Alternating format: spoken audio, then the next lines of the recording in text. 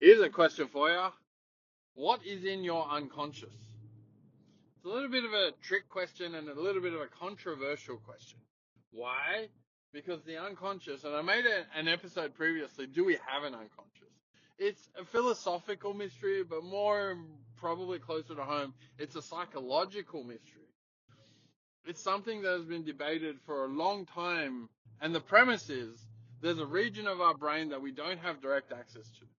Something in our heads, in our minds, that things, the way I like to describe it, it's not the common description. Normally it's housing, repressed memories or some of the previous conscious inferences we have.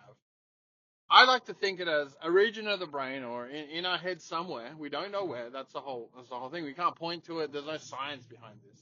That's why it's a bit of a mystery. That manifests, wrong word.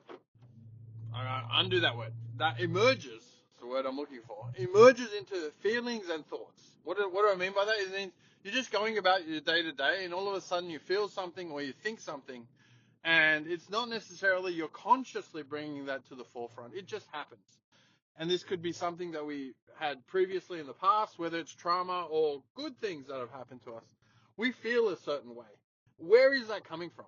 And the second part to it is our actions, our habits, our behaviors, who we are, our conscious inferences, the sum of all of our conscious inferences. Some of that is stored somewhere in the unconscious. And so when I ask the question, what's in your unconscious? It's a very difficult thing to answer. But either way, whether we have it or not, whether we believe in the unconscious or not, I mean, I'll leave that up to you. We will experience it. This is the thing about the questions of metaphysics and beyond. I could talk about free will. Free will is an interesting concept in itself, whether we have free will. The physical laws of the universe will play out how they're going to play out, and we are physical entities. Therefore, theoretically, according to science, and a lot of people in the scientific community will say we don't have free will. But a lot of people will also say it doesn't matter because we will experience free will. What matters in this life is our consciousness. What matters is our experience. To us, I'm talking very relatively. A lot of my episodes are very relative because consciousness and the mystery of consciousness and what consciousness give us is an integrated reality that's relative. It's in my head. It is in your head. That's the whole point. And so when we talk about these things, especially around free will and unconscious, whether they exist, and maybe one day science will discover the regions of the brain, the electrochemical signals that give us the unconscious, for instance. Whether that happens or not, we don't know. Either way, we will experience free will, right? I experienced the sense of agency. And it's so strong that if I ask people on the street, 100 people, 98% of them, 99 will probably say, yeah, of course we have free will.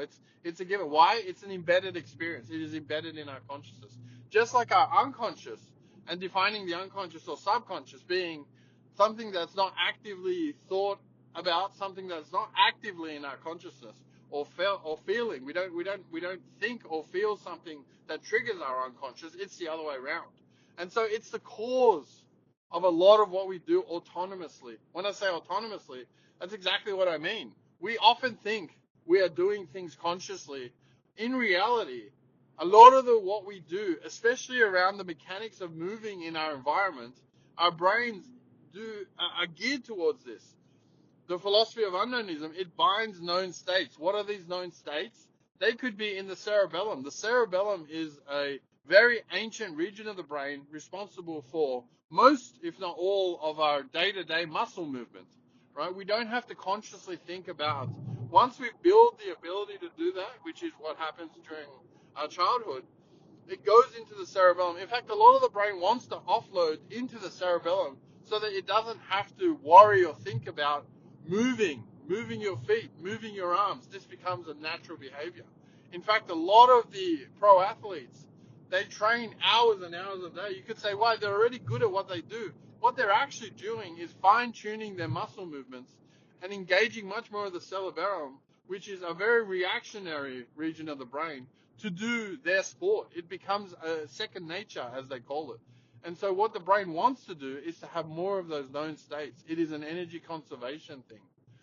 What I'm trying to get at is we are autonomous in a lot of ways, and we do what we've always done. I think that's what our bodies, our minds, our brains are geared towards doing. This is as I said, this is unknownism moving towards those knowns. And so unconsciously, we're going to feel and think very similar to what we have already done before. And the unconscious then brings that to the forefront sometimes without us engaging it. That is the definition of the unconscious. And so when you start to break it apart and think about it, you're actually doing something that Sigmund Freud brought in. I mean, Sigmund Freud was the first person or psychologist to think about this sort of thing and bring it to the forefront, to our consciousness. A lot of people don't like it because they can't point to it. A lot of the scientific community or the neuroscience community, you can't actually point to a region and say, there's my unconscious. That's why people don't like it. But either way, when you start to think about your unconscious, you're doing some kind of psychoanalysis. And the psychoanalytic method was geared towards this, is when somebody, a professional or even yourself, starts to talk through what's happening in your unconscious, starts to think about what the unconscious drivers are. And now we're talking about human drivers. When I say driver, I don't mean, well, driving, sure, but like what is pushing us? What guides us? What is the behaviorism of when we see a stimuli makes us do certain things or feel certain ways? That a lot of it does come from the unconscious. I do believe this, and a lot of the unconscious is developed during our childhood. I do.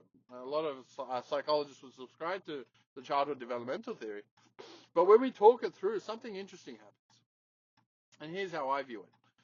We start to think in the current time or our current conscious inference, a previous conscious inference that's happened to us. And we give it a different perspective because we're different now than we were then. Once you go through a certain level of trauma or pain, at the time, it is so emotionally intense. You really feel it. It's hard to separate what's happening due to you. I don't know, I've experienced this a few times in my life. It's hard to separate what's happening to you at that time and be a little bit more objective and to think about, because you're feeling so strongly. When those feelings take over, well, boy, I've been there, right? And so when you do it after a period of time, has an interesting effect on us, right? After a period of time, when you think about previous things that have happened to you, you start to see it in a slightly different light. And even better, if you talk through with a professional or a therapist, it's exactly what a therapist wants to do, is to uncover what has been happening to us and why we feel certain ways, why we think certain things. And if the unconscious is the primary driver for our feelings and our thinkings now, then it's good to unravel some of that if it's beneficial, if it's not causing any problems or challenges or it's not making you feel bad, then I guess there's no real problem. But I don't know if I'll ever meet a human where their unconscious is 100% or everything was perfect. Everybody has their, this is the interesting about life. Everybody has their own struggles. Everybody has their past experiences.